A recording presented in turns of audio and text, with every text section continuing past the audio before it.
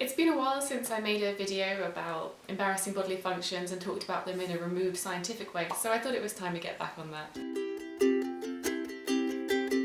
Hey, I'm Carrie. This channel is all about being vegan on the low FODMAP diet for IBS, and today I'm talking about farting, trumping, guffing, tooting, letting one go, what else? Releasing gas, passing air, I don't know. Now, to be completely clear, it's so healthy and normal to have a good fart.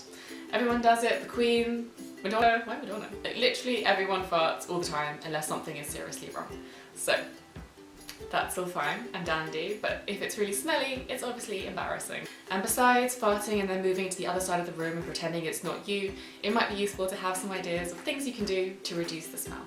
So this advice is based off quite a small study done at Mono-saccharides, who gave us the low FODMAP diet, so you know they're helping us with our digestive issues. They basically took some poo samples, great job, and added different things to them to see what then gave off the most hydrogen sulfide. Now, hydrogen sulfide is the thing that adds the smell to your farts.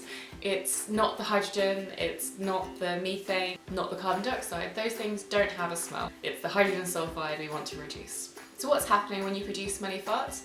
Well, some bacteria in your gut have metabolized an amino acid called cysteine.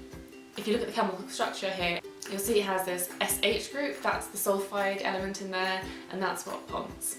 So if you're eating a diet that's rich in eggs and dairy and meats, you're eating a lot of cysteine and you have smelly farts. That's why we often think of bodybuilders as being particularly smelly. And it's a really good reason to be vegan. In this study, when they added cysteine to poo, it became very smelly. When they added resistant starches and when they added fructans, it actually became less smelly. And the resistant starches were much more effective than the fructans, which is good for us if we're low FODMAP because fructan is an oligosaccharide. Probably for people that eat meat and are low FODMAP, it probably makes your farts much smellier. So some fantastic low FODMAP, in fact sometimes FODMAP free options you can have which are high in resistant starch are potatoes.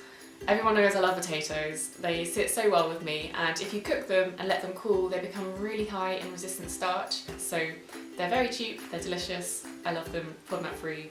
Another one is unripe bananas. You can have one whole unripe banana and it's low FODMAP and it's really high in resistant starch. And legumes, and there are low FODMAP legumes, just certain ones. I'll link my meal maker guide because it has a good list of those, but essentially it's mostly canned stuff, so canned lentils, canned chickpeas, things like butter beans as well. So if you can have a quarter of a cup, have them because they're so good for you. And then cereals such as rice and oats and polenta, you can have low FODMAP portions of those and they will help reduce the smell of your farts. Quick caveat, this was obviously a really small study and some people with IBS do also react a bit badly to resistant starch, so don't suddenly change your diet overnight. Maybe just try it and see how you go with a small amount and increase it if smelly farts have become a bigger issue for you.